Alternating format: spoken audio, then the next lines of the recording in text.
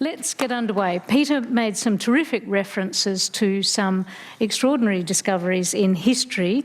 And Kingsley, I wanted to start with you. I was going to go back 2900 BC to the Ebers Papyrus, the Egyptian pharmaceutical record, and that documented 700 plant-based drugs ranging from gargles and pills and ointments, and no doubt there were some unctions in there as well.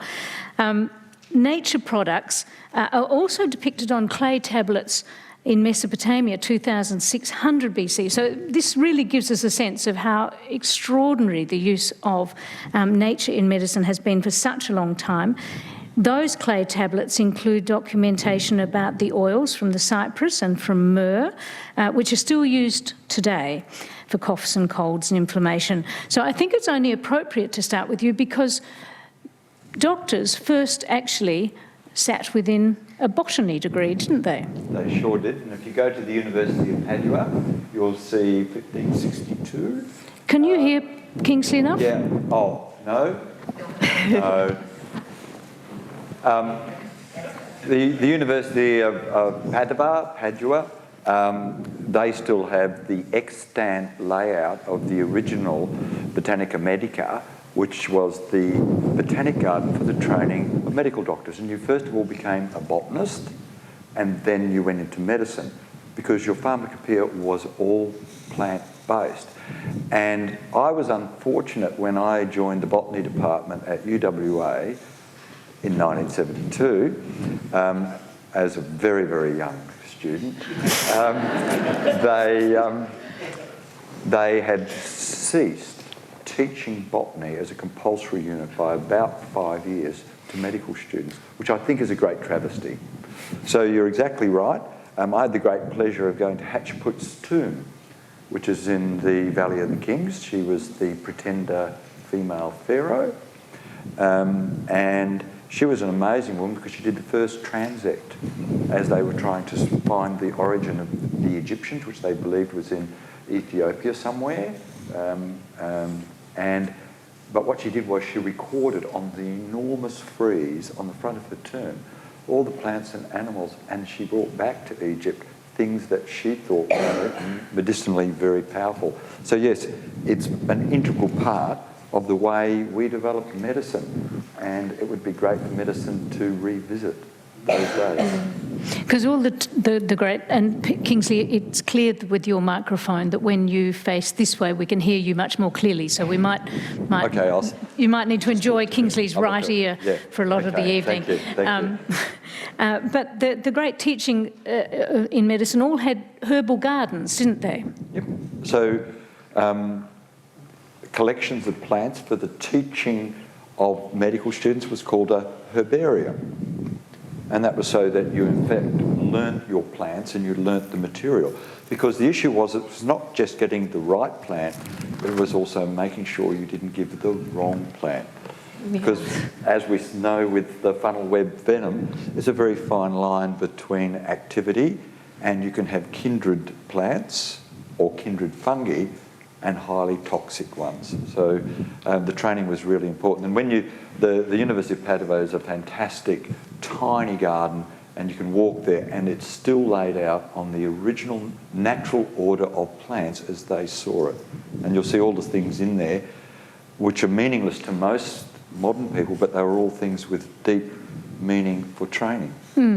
Which links, Peter, really well with, the basis of science being discovery research and the need to go back to really investigate the origins of, and in this case, the impact, the use of plants. And history shows that we went to Mother Nature really to understand medicine first. Do you have any other examples you might want to draw on, the Chinese records or the ancient Greek physicians?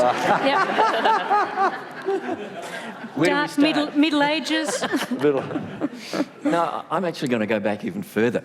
I'm going to take up Peter's point that Aboriginal people who've inhabited this continent of ours for 65,000 years really had a deep and abiding understanding of the pharmacopoeia that's here. You talk to the Noongar people, for example, and they'll say, if you get the resin of the marri tree at a particular time of the season, and you boil it up, it's good for respiratory problems. I was up in Mount Gibson last week going to a wildlife sanctuary where it's fantastic to see all the woylies and the bettongs being rehabilitated there. But I was shown around by an Aboriginal elder as we're driving along. She went, "Oh, stop." And we're out in the middle of nowhere. She said, "Oh, look at that." We're all looking. It's the Murrum bush. And yeah, gets him excited, doesn't it? Doesn't take. You talk about something like that, and Kingsley gets ooh, yeah. But she said that is our number one bush for providing medicinal properties, and that is something that just goes back thousands of generations. Quite remarkable. So it's something that I think we need to visit much more closely, because we are a biodiversity hotspot, as Kingsley well and truly knows. We have plants, bugs, slugs, you name it, that don't exist anywhere else on the planet. And we have not even tapped into that treasure trove. If it was our geology, we'd be going, oh, there's a bit of titanium there, there's a bit of zinc there, there's a bit of whatever, and we'd be into it like a rash, right? But we're not looking into our incredible biota that has incredible value for society. So I would love to see us expand our horizons and go, this is something that we need to really explore much more closely. And Kingsley, you would, just to follow on from the biodiversity hotspot, which the southwest of Western Australia is one of the 25 global biodiversity hotspots? 24? 34. 34.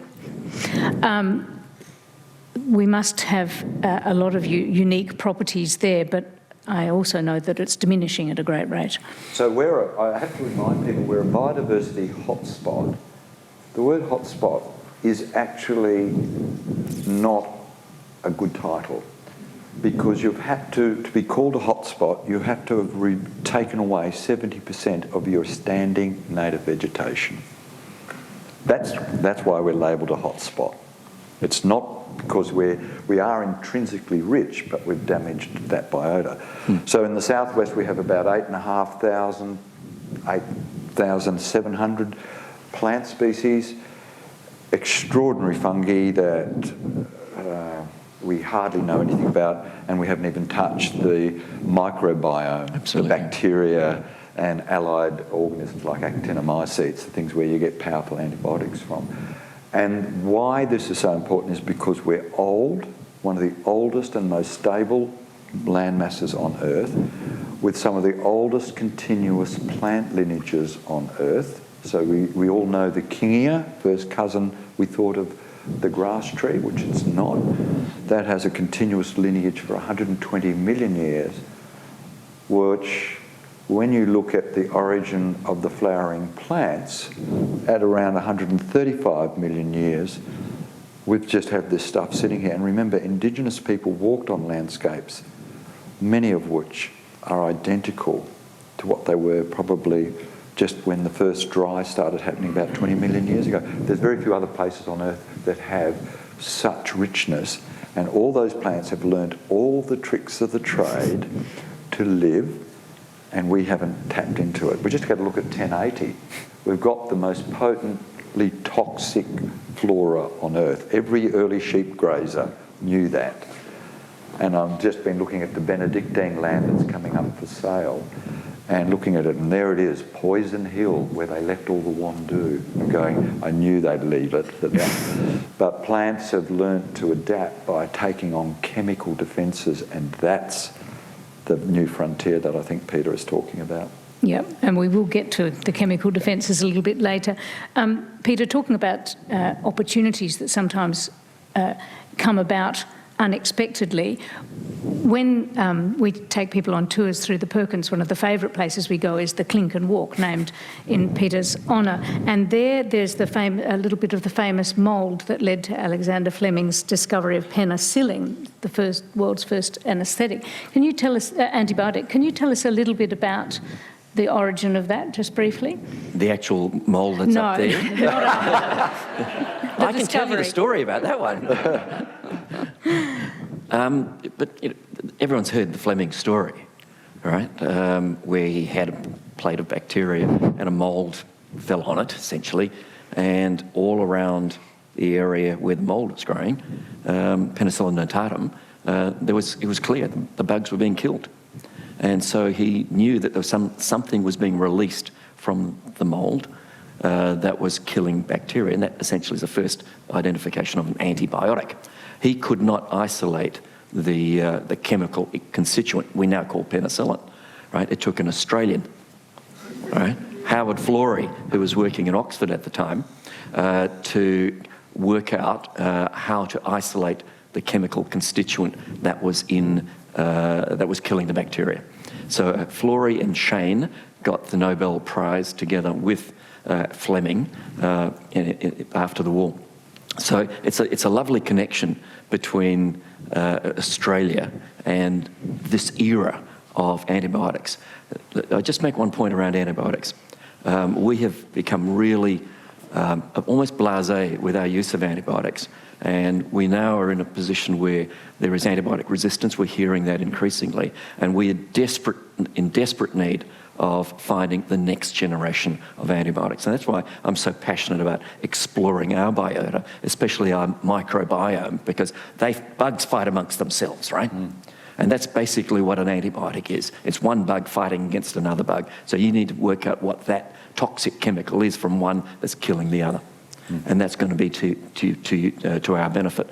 So I have a real worry about the not too distant future, where we will have bugs that are evolving and getting around our antibiotics. So really good time to explore our unique biota.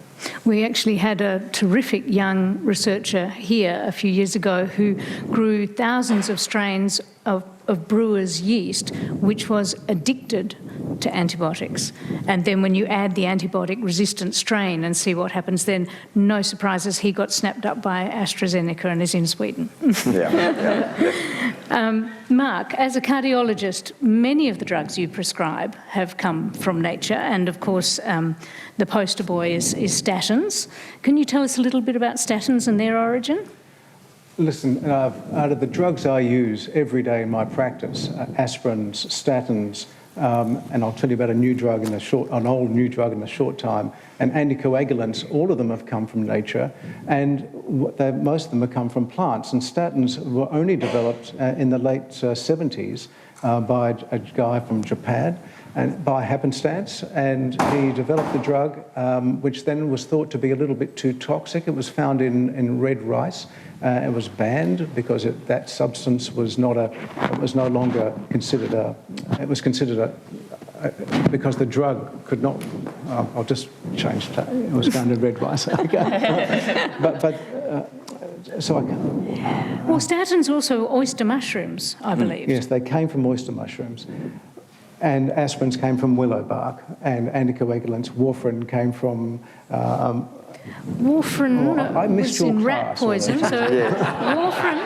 Let me go to my notes. Warfarin, sweet clover, the cows were dying from internal bleeding is what was noticed, and it was actually the mould in the damp clover that had all piled up, and it was the cows who were eating that, which it was noticed that they had this side effect. Thank you for that. That's all right. I'm doing my cardiology degree next week.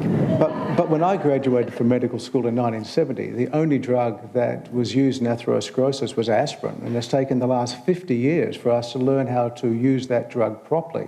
We were initially using it at very large doses. It was causing massive bleeding and causing more harm than good. Rather than 1,200 milligrams a day, we now use 100 milligrams a day. So we've learned to nuance that drug. The statin story is a little bit different. We've started to learn to understand that we should be pushing doses of statins rather than giving them in microdoses. And that statin story only began in the 70s and only came to clinical use in the 90s, when I was well established in practice. So it's taken another 30 years for the way to use statins in medical practice to become more evident. So it's been a journey not just from the biology, but also at the bedside to learn how to use these drugs. And that's taken not only it's taken important continual clinical trials and evidence-based medicine to move an agent from a biota into the clinical realm and to make it useful. And I mean, what we have also behind us on the screen, the purple foxglove, from which digoxin comes from, which anybody who is suffering heart failure relies heavily on digoxin. Yes, digoxin's been around for over 100 years, and its use has come and gone, and it's now coming back into favour in heart failure. But it's also taken multiple clinical trials and nuanced trials to decide whether or not it actually has efficacy. Most of us have been using it for a long time. We know it is efficacious, but it has a narrow therapeutic index, and so we have to be able to learn how to use it carefully. So moving from the plant to the bedside really has required 100 years of nuance, and we're still learning about those things. And before I come to Pilar, because Pilar's going to take us off plants and onto honeybee venom, I just want to come back to plants one more minute. Kingsley, why is it that plants have such extraordinary array of chemicals? For the same reason that Peter spoke about the microbiome, plants have to have defences for all sorts of reasons. So they're trying to battle in a microbial world that's trying to get into them. They're battling with each other for space. And they're battling with insect predators, so they can produce a whole lot of things. And aspirin is actually often produced as a reaction to grazing pressure on plants.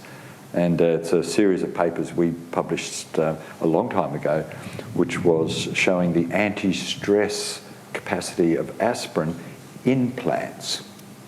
Plants actually use aspirin to control their own essential inflammation. So you can take a tomato, plant it in midwinter with an aspirin drench, and it grows through winter because we can make it cold tolerant. And they use these as defence compounds. So plants are taking all of these on as a way of coping with the environment. You can read it, cite it, please, because it's my most highly cited paper.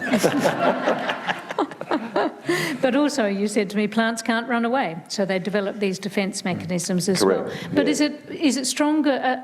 Are the chemicals available in plants? Is there a stronger mix in plants in certain parts of the world than others? Is there a global variation? Not really. And it's really interesting. If you want to look for where the most potent chemistry is, look for the plant in the bush that's not being eaten.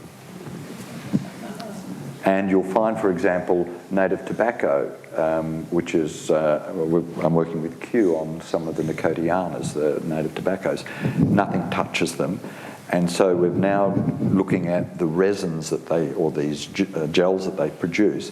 And we thought they'd be full of nicotine, but they're using another chemical to actually kill insects that come to start to suck on them.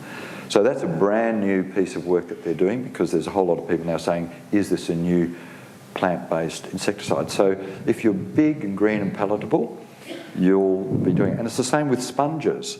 Yes. You know, they don't have spines and they don't have poisons that they jet out and stuff. But what they do is they have an armoury of interesting chemistry. Rich chemicals.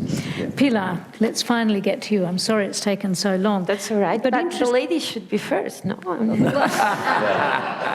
It's usually... You know we are modern women. That's all right. Yeah. So Pilar's work is she's the head of our cancer research here at the Harry Perkins. Breast cancer, ovarian, women's cancers, yeah, but also some prostate as well. Interestingly, the most widely used drug in breast cancer, paclitaxel, I can never say it, paclitaxel, is isolated from the bark of the Pacific yew tree. But your cancer research that we want to talk about tonight has been with the honeybee venom of a certain type of bees, not all bees, but the European bees, isn't it? When was it first known that bee venom actually had an impact on cancer? Yeah, so the initial publication was in a Nature paper in the 1950s.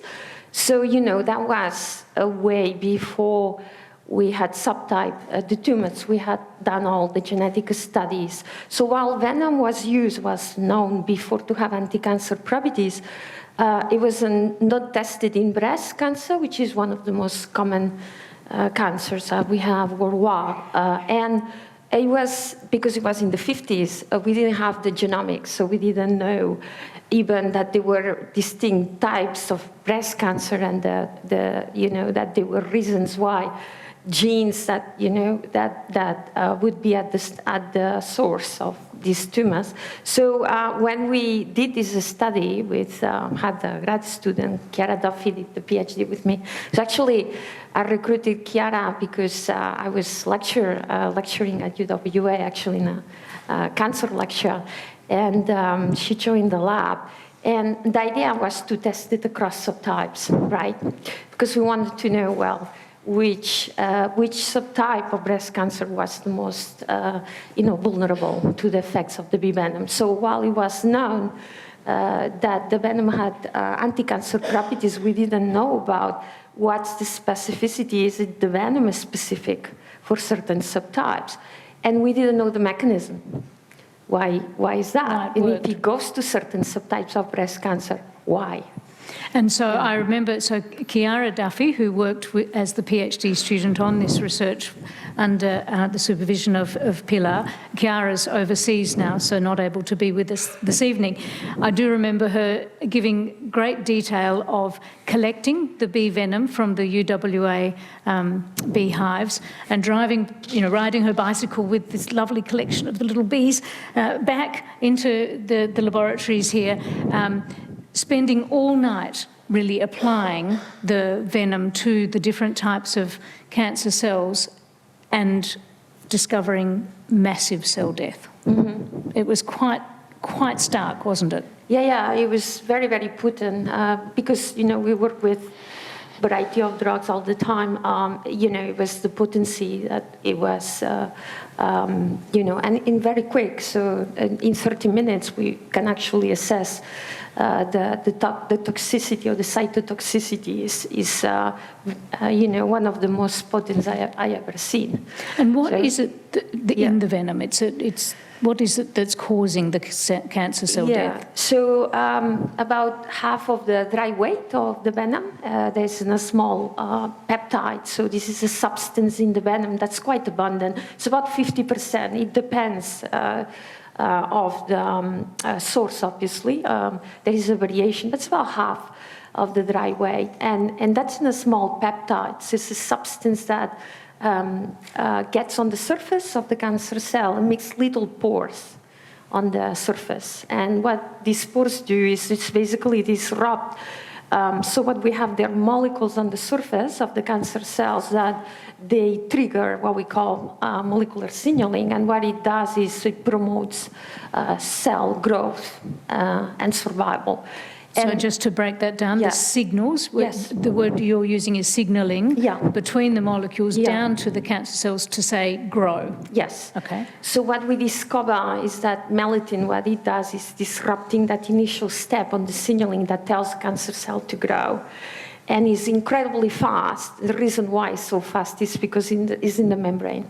So I remember we were discussing with Chiara, what is it melatonin doing in these cells and why it is killing so quickly? We gotta look at the membrane.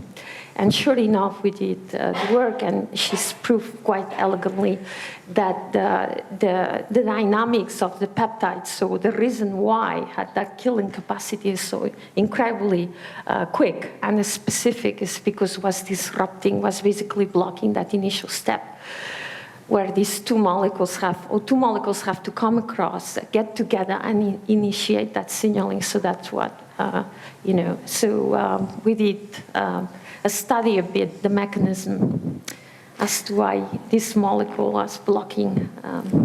And it was also, you were saying, boosting the immune system as well? Yeah, there's something we discovered, that's a line of investigation that we currently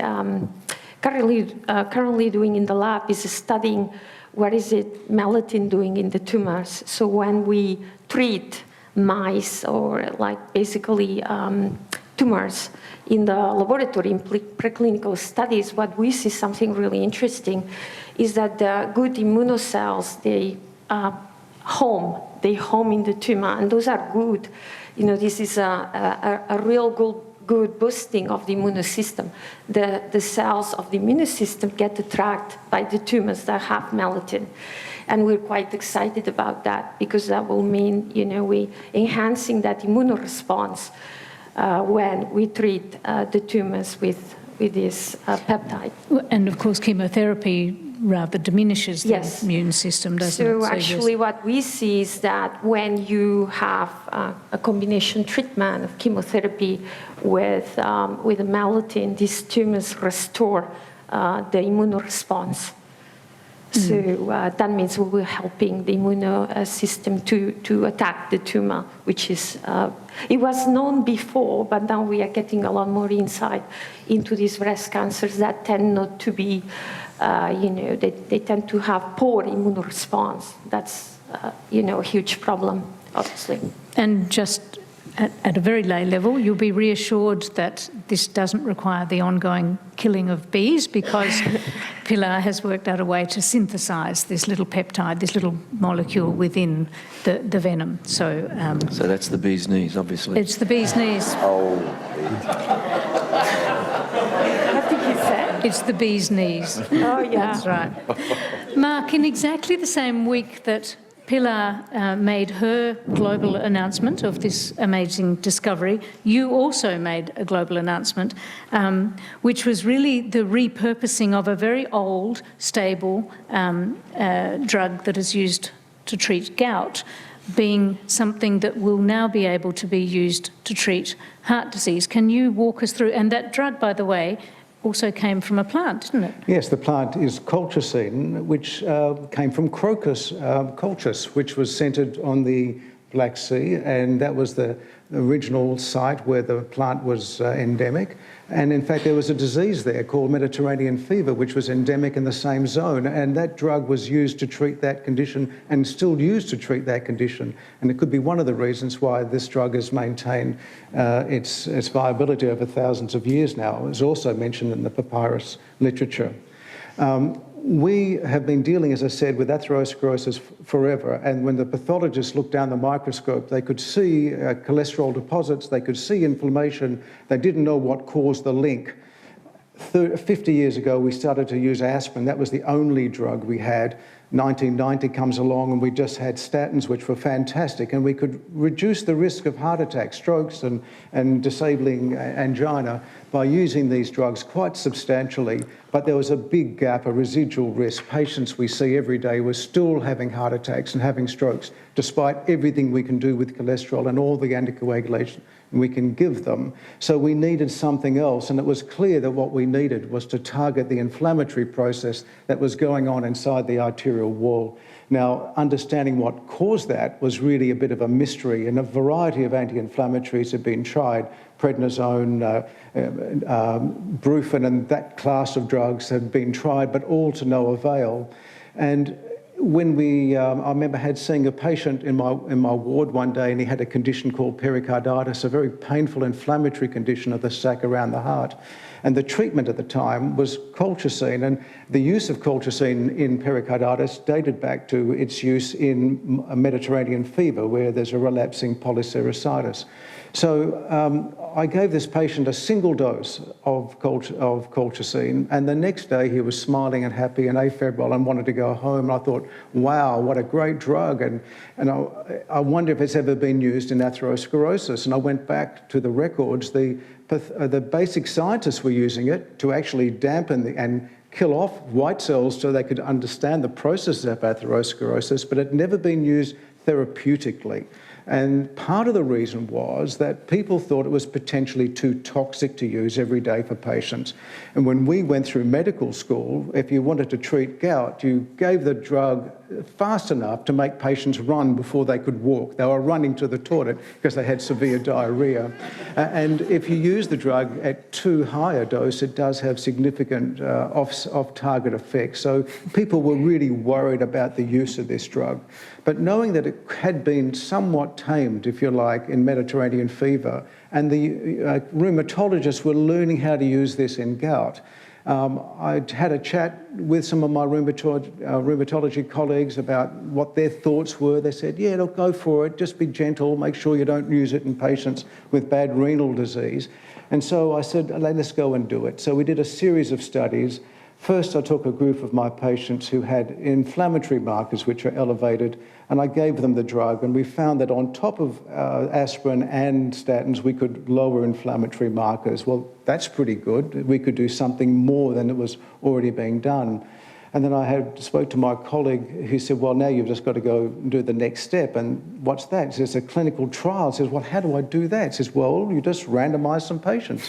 So I started to ask my patients to enrol in a clinical trial where we randomly assigned them to colchicine or no colchicine. But this drug had never been used by a cardiologist this way before anywhere. So I was a little bit wary. So we used an open label study where we knew which patients were on therapy. So if there was problems with toxicity, we could quickly wind back. But the patients were randomised, and we then followed them. We had 500 of my patients. We then followed them for about 3.5 years. And in that time, we were noticing a clear-cut benefit. We were reducing the risk of heart attacks and strokes and cardiovascular death and the need for revascularisation, quite profound. So that got a lot of attention, but one trial is like one swallow, doesn't mean a summer. Just, well, that's very interesting, guys, go and prove it. So that required another trial, a placebo-controlled randomised trial, a much more robust trial. And that was done with, started off in Perth and then extended to the Netherlands because some like-minded cardiologists there wanted to be involved in the research. And collectively, we had over 5,000 participants enrolled in this trial, which was now multi-centre and international. And at the same time, another trial was, off the leverage of the first study we did, was starting in Canada, looking at the effect of the drug when given after a heart attack. And both trials came out much the same time, the post-heart attack just before us, and then our trial came out. And they showed the same thing, that when the drug was given on top of aspirins and statins, it did reduce heart attacks, strokes, and the need for interventions. So we now have a drug which is freely available. It's not patentable. It's very cheap. In Australia, it costs about 8 cents a tablet, and it can be given quite safely with the aspirins and the statins to reduce cardiovascular events.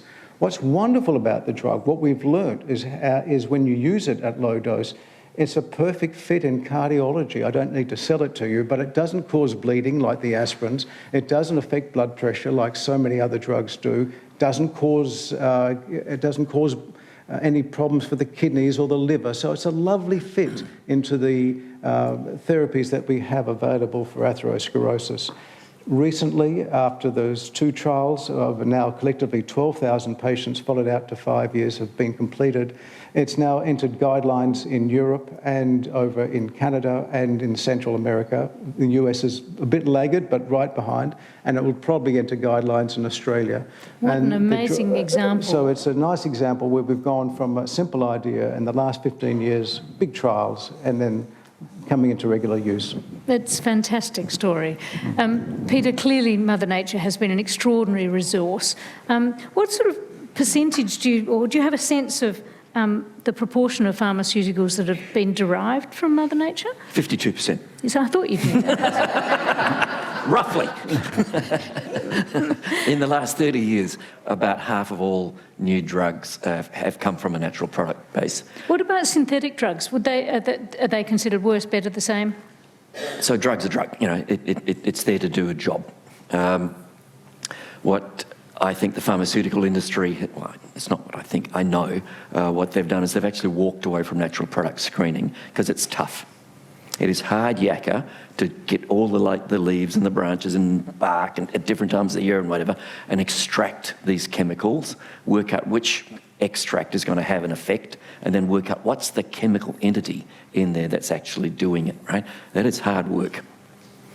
So the pharmaceutical industry, in their wisdom, decided to go for high throughput screening and what's called combinatorial chemistry, where essentially their chemists will design the drugs and then just throw it out there. So they've put Mother Nature one side, so we can do it.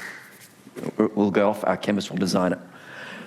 I was in Cambridge 3 years ago with the Minister for Health, and we were meeting with AstraZeneca, who had walked away from a $100 million facility in Queensland for natural product screening, right? And we were talking about their screens, and they said, we've got 2 million compounds that are out there that are being screened, and blah, blah, it's all really good. And I went, okay, so tell us about the chemists and how they design them. I said, well, our chemists are really good, but they can only make flat molecules. We can only design them in 2D, all right? Mother Nature operates in 3D. I said, well, what about Mother Nature? And they sort of, we just walked away from a massive screening facility in Queensland. And their argument was, well, we don't like working with soups. It is really hard when you've got a soup to try and work out what the active ingredient is. So give us a clear broth or give us the actual chemical entity. So I don't think the pharmaceutical industry is going to get back into it, but I think there's an opportunity for smaller entities to start looking at this and then doing the scale up with Big Pharma. So Mother Nature makes things that, our simplistic chemical brains could not come up with. It's just mind-boggling when you look at the treasure trove of chemicals. I mean, you see that. And so Peter mentioned Murrin, the bush, that your Noongar woman. No. She was Bardi Maya, so she's from Yamaji woman. Yeah, well, Yamaji, yeah. But Murrin. So people know Murrin, the big iron ore mine, and it's been translated into maroon bush. So you can go into Germany and you can buy maroon bush tea, and it's used to treat a range of cancers. The issue is you can have those products, but it's about using Indigenous people to farm on their land this bush, Scavolda spinescens. It's extraordinary. No pharmaceutical company will go near it because the chemical has been discovered. It's published, so no one can own the chemistry. And some of you might remember a person called Rob Pierce. He was a plastic surgeon who took a great interest, and he pursued me because he lived down the road, and he said, I want us to do something with Scavolda. We could do it with Indigenous people. So we're now growing the first of those on Indigenous land in the Midwest, using Indigenous labour to try and see whether we can, and it grows really easily. So I think there's an issue about biodiscovery, but taking it to the next stage and not necessarily getting the purified chemistry, because I agree that's going to be hard, but giving opportunities for Indigenous Australians to be involved in the production. Can I take that on? Yes, Peter. So there's legislation, as you're probably aware, Kingsley, that's being drafted now to protect the intellectual property of Indigenous property of Indigenous people. That is Nagoya Protocol compatible, so that it recognises that these are medicinal plants, and there are compounds in there that Aboriginal people have known for thousands and thousands of years. The whole idea is to protect that, and if the Aboriginal people want to turn that into a pill in a bottle, fantastic. They get the benefits from it. Yeah, great. Good, rich, complex area to be resolved. Pilar, I want to come back to you briefly just to say, where are you up to with your research? What are the next steps? You've patented this discovery? Yeah, that's right. So we adopted, so I think Julia is here, so here we go. So we're working with Julia's lab. So we have a grad student, it's a master student. And we're working, so one facet is go back to the venom. And you mentioned, well, the venom is a complex mix. So we have melatonin, but we also have other molecules there, potentially important. So one of the things we compare, and that's very interesting because we compare the synthetic melatonin with the venom, and we've been working on, well, what is in the venom that is different from when we do the synthetic, we do our, we can synthesize the melatonin. It's a small peptide, so we can do that easily, and we can modify it, right? We can make it specific, we can make it targeted. But what we found is there is components in the venom that makes it more specific. So it's still room for engineering. So we want to evolve that natural product, that's the peptide, into something that's as specific as possible. So that means that we're talking about what we call off targets, right? So meaning that we don't want to damage normal cells. We want to make our molecules as specific as possible to kill the specific, very specific subtypes of tumors. That means we can treat these patients more specifically with less of bystander effects. So what we're trying to understand is what are the, so one of the lines of research is understanding what else is in the venom that makes these peptides more effective and more specific. So we've been looking at fractioning the venom with Julia's lab and looking at potentially other molecules that might help the melittin to target these tumors, because there's a lot to learn. And when you look at this, quite fascinating, the bees, because they are in colonies, and obviously as my lab, we work on epigenetics. What it means is that the different substance that's present in the venom changes. And it will change depending on, we have the manuka plantations here, very fascinating, depending on, how the bees have been exposed to the flowers. And, so there are many things that might affect the composition of the venom that we need to understand. And those are epigenetic processes. There's really depending on the microenvironment, what we call. So we're trying to understand, how we can better, look at elements in the venom that can synergize, that can work together with the melittin. But also, obviously, we are working on engineering the peptide as well. So that's another line, is looking at what else we can add to this peptide to make it more specific, more selective. And the concept of it's more simple is to engineer the peptide. So this is something that we're trying to do. The engineering bit is, the logistic or the basis of it is that we can start increasing the complexity of the melittin, adding information. So those are little addresses. So you can imagine we're adding to this little peptide now a chemical address that's going to direct the melittin to the proper tumor type. And that little flag, or that little address, is what we're trying to do at the moment. So ideally, you want to inform that peptide and make it as potent as possible, but also direct it to the proper cell, the proper tissue, the proper tumor. And we're doing that now. So potent and targeted at the same time. Yeah. When you published your paper, which of course absolutely went global, and we have and still have people from around the world contacting us, understandably, with the desperation, particularly women who are suffering triple-negative breast cancer, for which there's not really a treatment currently. The question is always, how long is it going to be until you might be able to develop this into a treatment that is available for patients? And commercialising medical research is typically 10, 15 years and multi-millions of dollars. Yeah. What's your sort of forecast? Yeah, well, we ask this a lot, and we had this conversation with Peter the other day, how we can make it as fast as possible. And so, from our side, I think minimum of 2 years that we can, because we need, it was mentioned here before, it's a balance, it's a fine balance of how we're going to design these therapies so they're not toxic, they're the most effective, and this is a minimum of 2 years we believe we can. If we work really hard and look, if we had all the resources possible, the idea will be 2 years of what we call preclinical studies. Then one area that we really need to understand is, because every patient is different to some extent, not just because of their clinical history, but because of the epigenetics of the tumor, every patient is different.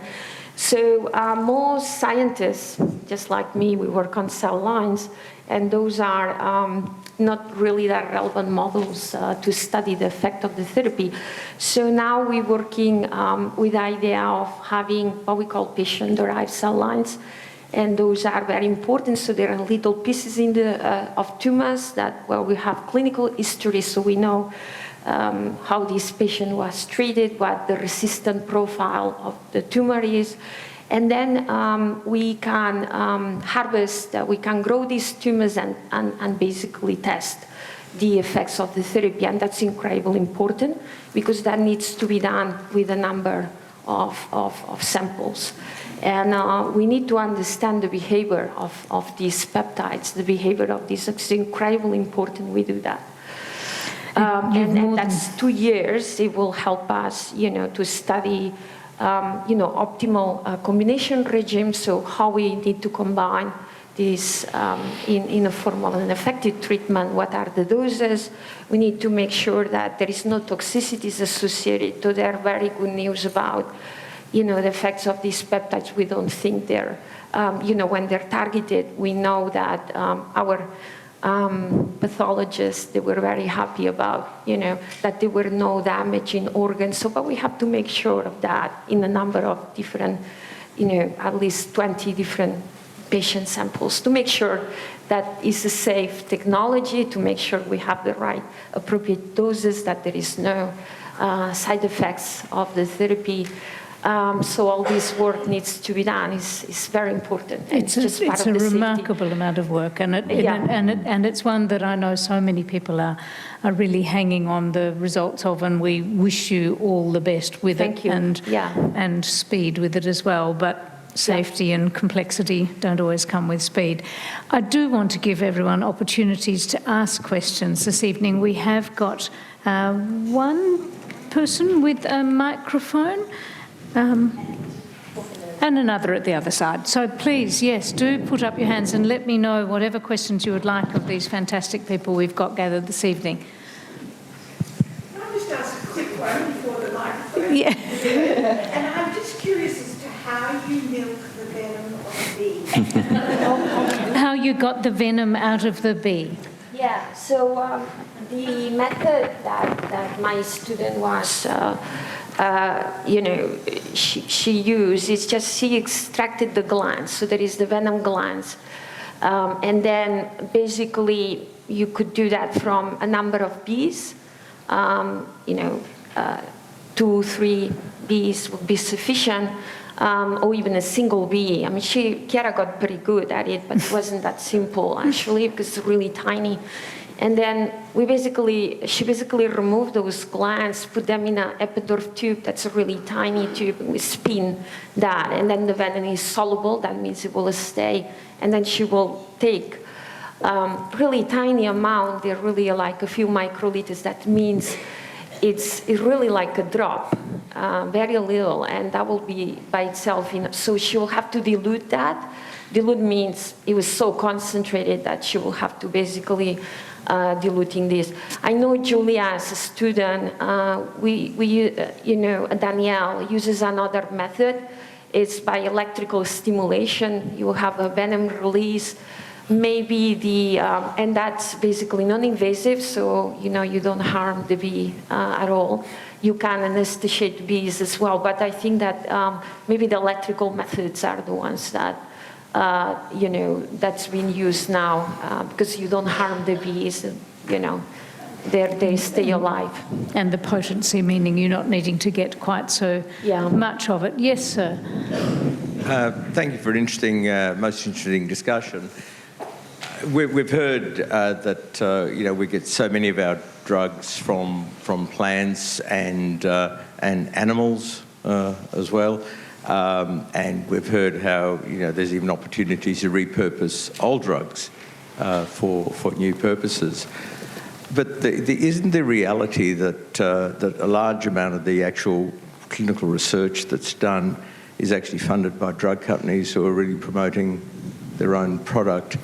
And that in Australia we have a dearth of money when it comes to doing research, particularly basic research. And there may well be, and there is, of course, still a huge amount of stuff to be got from plants and animals that could be life-changing, as we see with the bee venom, as we saw with AstraZeneca, who's given up the natural stuff from the Gila monster spit. It developed what has now become one of the most important drugs for the management of diabetes. But there seems to be a failure of recognition by government of the importance of clinical research, and particularly basic research. I was just interested in your comments on that. I'm wondering, Peter, if you want to leap up. Just to put you on the spot. I think that's a great question, because we are all very concerned that pioneering discovery research doesn't get forgotten. And that's what we do here. And in fact, so around the world, discovery is going to be the way we get new things, new drugs, new diagnostics and new preventive strategies. So I'm a massive believer in what you've just outlined in real terms. I think that it's a mixture, though. It's not all going to be natural products. There's a whole lot of really scintillating front-end chemistry that you can do. As Peter was saying, it's a lot more than 2 dimensions and 3 dimensions. So it's a mixture.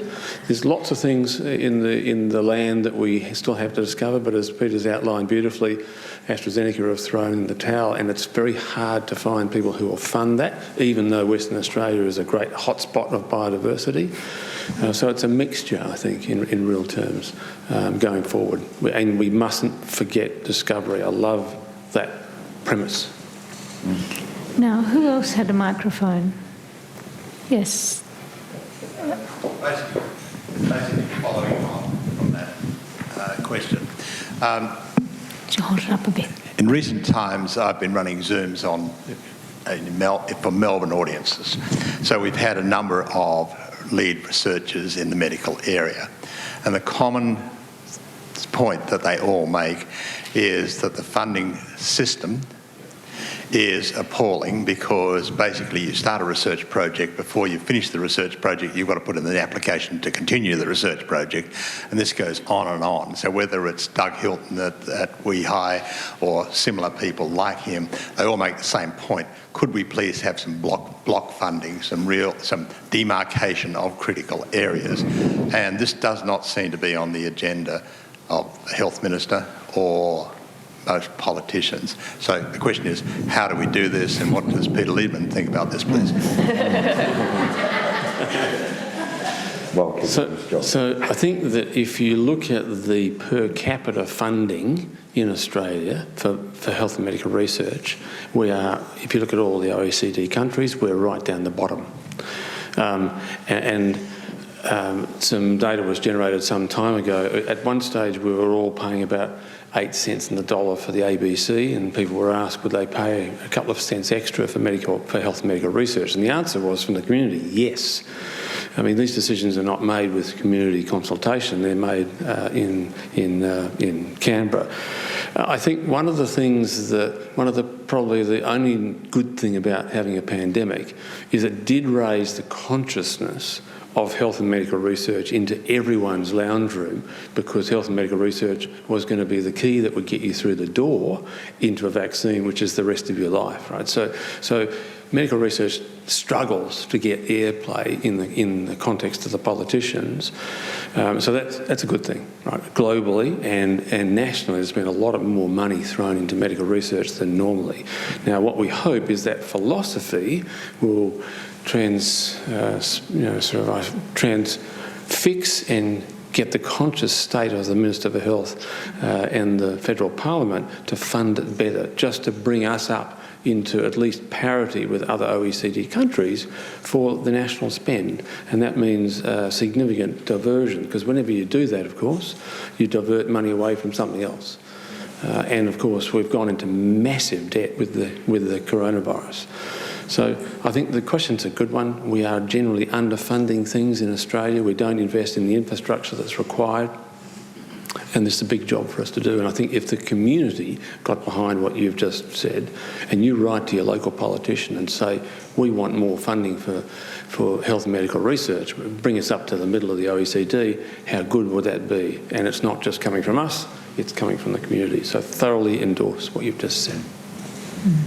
And the community has been, and you are all, a fantastic support for the Harry Perkins Institute, and we We have dedicated fundraising efforts 12 months of the year for exactly that reason, and you're quite right, for the first 3 months of the year I hardly ever get to be able to talk to any of the researchers because they're all grant writing, and the success of grants in Australia is about a 1 in 6 success rate. So it's a challenging environment in which to work. Peter Klinken, did you want to add anything to that or not? You don't have to. Where do I start? How much time have we got? No, well, we're actually over time, and I'm assuming that people, if they are running on deadline, will just quietly sneak out the back. I'm seeing quite engaged faces, so I'm staying with it if you're happy to keep going. But happy to take questions, go on. Are there any other questions people particularly wanted to ask about nature in medicine itself? I've got a big voice. Yeah. I've always been concerned about alternative medicines. There's nothing that they can't cure. Shouldn't they be made to prove the proven science that they work? Dr. Norman Swan said, forget the percentage of it, he said, you just got expensive teeth. And, you know, you're experts in the field, and when you release something, we know the results. But they just seem to throw out, there is nothing that they can't cure. And I reckon that calling everybody. Look, I think, Mark, this is one for you in clinical trials, right? Seriously. It's a great question. It's a great question, it is. But what they do offer is hope. And so we shouldn't take that away. But at the same time, if they've got something to give, we'd all like to know. And clinical trials really are important, but they're expensive to run and they take decades to run. And then once they're done, even when you've got good science and good data, you've got to convince doctors. They're a hard bunch to shift. And then you've got to convince patients. And we've all seen this beautiful example now with the COVID vaccine. Great science, doctors aren't sure, patients are more unsure, and politicians are all over the shop.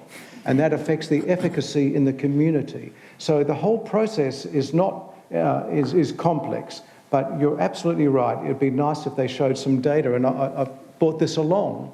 This is now at where was it found? In Coles. Now, a few years ago, it was all about cholesterol lowering and how to change your diet. It's all changing into inflammation. Of course, turmeric and a few others are really in there. But this is what we're all up against, and not everyone has access to a doctor who's going to take the time to explain them what's going on and give them a drug that's going to work, because the doctor has his own bias and doesn't necessarily keep up to date with the literature. And I often see patients coming to me, I've just read your trial, my GP won't give me this, I want to know more about that. So it's a process of time, and hopefully all those vitamins might work. But we know A, B, C, D, E and F, folate and garlic don't work in coronary disease, unfortunately, but they have been tried in trials. Yes. So I think the point we would make is you'd like an evidence base to what they're putting out there, right? Yep. And that requires the rigour to go behind. It does, that's exactly right. Can I Yes. have a neighbour who bails me up. She says, you're a scientist, ivermectin. She said, that's going to save us from COVID. And she's really a wonderful lady, and she keeps bailing me up. And this last week it reached a fever pitch, which goes to this. She said, have you read any of the literature that I have sent to you? You know, it's all peer-reviewed. And this is the giveaway. I'm going, wow, you've quoted a big word that's my space. And it's really interesting. I did open that literature that night. It looked fabulous, and then I just thought, I must go to the bibliography and look at the references there cited. Absolutely nothing, and then you go back to it again. And then the next day she bailed me up again. So what did you think? Isn't it fantastic? Peer-reviewed. Even Oxford was mentioned.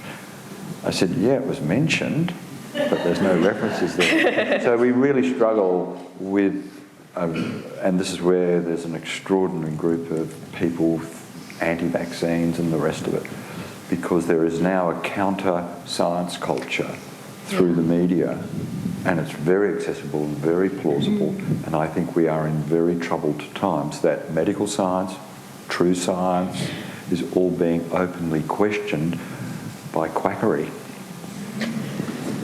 Dr. Google. Last question. I'm curious about the comment that Peter Klinken made when you visited a pharmaceutical company and they could only make things in 2D and not 3D. I'm surprised they can't form molecules or agents that are in 3D form. Are you able to explain what you meant by that? Because I just thought we would be more advanced by now. Well, I think one of the problems is actually mass producing as well. You can get into 3D, right, but it is really hard chemistry and therefore becomes really expensive. And so therefore, you know, there's an economic argument around that. Doing these flat molecules really easy, mix, match, throw them together and test them, right? And then their approach is essentially just volume. Throw as many chemicals as you possibly can and something's going to come up. Instead of maybe doing a slightly more difficult, sophisticated thing, which is trying to redesign and create 3Ds. That is hard. That is seriously hard. It's probably easier to get it from Mother Nature than to try and make it yourself. And you wouldn't even know where to begin, to be perfectly honest, in many cases. Does that make sense? Thank you. We have well and truly gone over time, and I've let that happen because I thought it was such an interesting discussion. So I apologise and beg your forgiveness in all in one. Just to wrap up, in researching for this evening, I found a fascinating study from Exeter University. I'm sure it was peer-reviewed. Of 20,000 people, and it concluded that if you spent 2 hours or more in nature, this won't surprise you, of course it improves your physical and your emotional, psychological well-being. 2 hours was an interesting cut-off time, but they found that people who spent less than 2 hours, and it doesn't have to be all at once, but if you spend less than 2 hours, you actually get no benefit. So 2 hours split up or all together in a week is going to benefit you. So that's my last piece of assistance.